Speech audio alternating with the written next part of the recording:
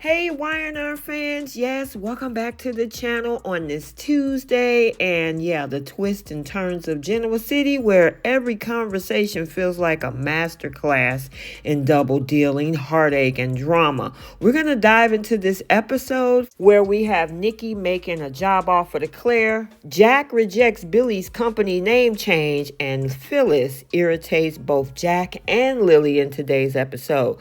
So before we do this, make sure you hit that subscribe button and follow us for more videos to come. So without any further ado, let's unpack this Genoa City drama for August 13th. So we start out over at Chancellor Park. We got Jack and Harrison having a little bit of nostalgic pastime perusing old baseball cards. Now Jack's eyes is twinkling as he regales Harrison with the tales of baseball legends. But as we all know, tranquility is a fleeting thing in Genoa City. Why? Here comes Phyllis Summers with her fiery mane and equally fiery temperament. Phyllis wraps Harrison in his warm embrace, but her sudden appearance is going to raise Jack's suspicions. You didn't just happen upon us, did you? And he's probing, and of course, his tone is dry as a desert. Phyllis, never the one to back down, she shifts her focus to Harrison's well-being, painting this rosy picture of all the wonderful plans Summer has for him. Now, your mom loves you more than anything, she's assuring Harrison, laying on real thick, enough to make Jack cringe visibly. Why don't you go find some caterpillars, buddy? Jack suggested to Harrison, eager to spare the child from the growing tension. Once Harrison is out of earshot, Jack turns his gaze to Phyllis. You should be ashamed of yourself. But Phyllis, she's not one to cower down. You're the one being paranoid, Jack. She's countering back with her sharp voice enough to cut glass. Now the conversation takes a turn toward the philosophical as they debate Harrison's resilience. Phyllis wonders aloud how much trauma a young boy can endure. He's perfect, Jack, but at some point, something's got to give.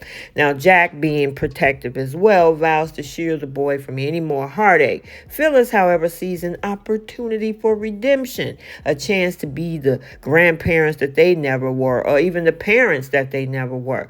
Jack is quick to remind her of reality. We aren't Harrison's parents, he stated. His voice was laced with finality. The topic inevitably shifts to Kyle, with Jack defending his son against Phyllis' thinly veiled accusations. Yeah, because your daughter was the one that started it, Phyllis. You got much time on your hand, too much of it, according to Jack, telling her. You're meddling where you're not wanted, and his patience is wearing thin, and he takes off. Meanwhile, over at Newman Enterprises, Claire dropped in on her mom, who was basking in the glow of her corporate comeback. You look like you're in your element, according to Claire. Now, before the two of them can plan their next move, Nikki arrives with an invitation inviting herself to lunch with them.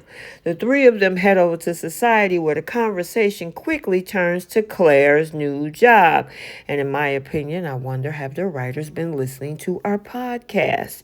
The ongoing feud, however, is, this thing is going bad over there with Summer and Kyle. It's been tough to stay neutral, according to Claire. Now, Nikki offers Claire a chance to come back into the family fold, into the family business, telling her she was an excellent assistant. We'll love to have you back. I think we would love to have her back over there as well. Maybe you guys can dress her like the businesswoman and the adult that she should be. Now, she offers a smile playing on her lips. Claire's taken back by the proposition. Claire says that she never thought that there would even be a place for her over at Newman, but as much as that idea entices her, Claire's loyalty to Harrison keeps her grounded. I mean, how long is she going to stay with that boy? Till he graduates from high school? He needs me right now, according to her. And Nikki and Victoria exchange a knowing glance, silently acknowledging the complexities of trying to balance family over career. Back at the office, Nikki and Victoria now dissect Claire's situation. Now, Kyle's is a lot of baggage to handle, according to Victoria. They worry about Claire's lack of experience in the matters of the heart, fearing a potential heartbreak. We can't protect her from everything, I think the girl is a little bit stronger than you think she is. However, Victoria is still going on about her life and part of her love life on whether or not she should be with Kyle and whether she should even try influencing Claire's love life. And I'm telling you, it's interesting that these two even are concerned about that, which I hope that comes out. Maybe some are back down thinking that he's with Claire instead of that he's with Audra. Later at the Abbott estate, Jack and Harrison continue their bonding over a game of Go Fish. Claire arrives, somber in her demeanor, and Jack asks her, "What's wrong with you?" Now, Claire confides in Jack about the tension surrounding Harrison. He knows his parents are at odds, and he's trying to keep them happy. Jack, haunted by his own past mistakes with Kyle, empathizes with the young boy as well. "I wish I could make things right." Claire, trying to be supportive as this nanny, assures him that she's doing her best to provide a stable environment for the boy. "You've done more than enough," according to Jack, and he's grateful for her presence in their lives. However, she does have a conversation with Harrison and find out that Harrison is starting to blame himself, and she is not happy about that. Hopefully that information get back to Kyle and Summer, especially Summer, so maybe she can back off and go back to their original agreement. Yes, we got more melee over at Chancellor Winters 2, where Lily finds Billy deep in thought contemplating the company's new logo. Will it cause backlash, Billy? Now, Billy jokes about adding Lily to the company name to appease her. That wasn't funny, Billy. Anyway, the conversation quickly turns serious as Billy reveals his mother's reservations about his recent decisions. "I'm having second thoughts too," he admits, hinting at a change in direction. Now, Lily's caught off guard, questioning his motives. "Was your humility a ruse? Were you faking?" Now, Billy insists that he's acting in the company's best interest. "I'm in charge, Lily. I bought you into this company, so get it straight."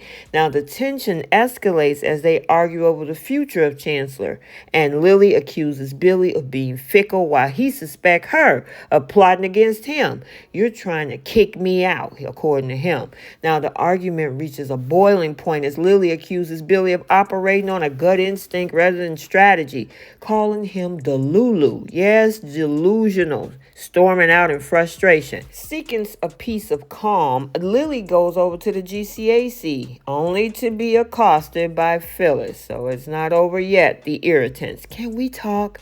Her tone deceptively friendly. Now, Lily is worried of Phyllis's intentions and try to brush her off, but Phyllis is persistent as usual, offering unsolicited advice about Billy. "He's charming, but you better watch out. He's only out for himself." Later at Society, Jack and Billy cross paths. Now, Billy is annoyed by his earlier confrontation with Lily, announces to Jack his plan to rebrand Chancellor Industries with the Abbott name. According to him, he's forging a new legacy. Jack, trying to guard the tradition of his family, expressed his misgivings on the idea. "We need to respect Catherine's legacy." But Billy, he's determined to make his mark. He is resolute about this decision. It's time for change. And I'm telling you, this is about to get real ugly. I think the dark side of Billy is about to come out, which is what everybody has been projecting. Okay, so there you have it. Another day in Genoa City comes to a close, leaving us all wondering what tomorrow's going to bring. Will Claire find her way to balance her responsibilities and her heart's desires? Will Jack and Phyllis ever see eye to eye on Harrison's future? And what will become of Billy and Lily's tumultuous partnership? We got to stay tuned because in Genoa City, the drama never sleeps. Also, make sure you check out the Bold and the Beautiful recap today. I actually think we have Luna going off on Katie about the arrest of her mom. And then the YNR B&B crossover begins where we have both Cricket and Danny head over to the Forrester estate. Make sure before you go, you like, comment, and subscribe. Turn on your notifications so you're notified every time a video is posted. I am T from Soap Corner Talk. And until then, we will see you next time. Bye.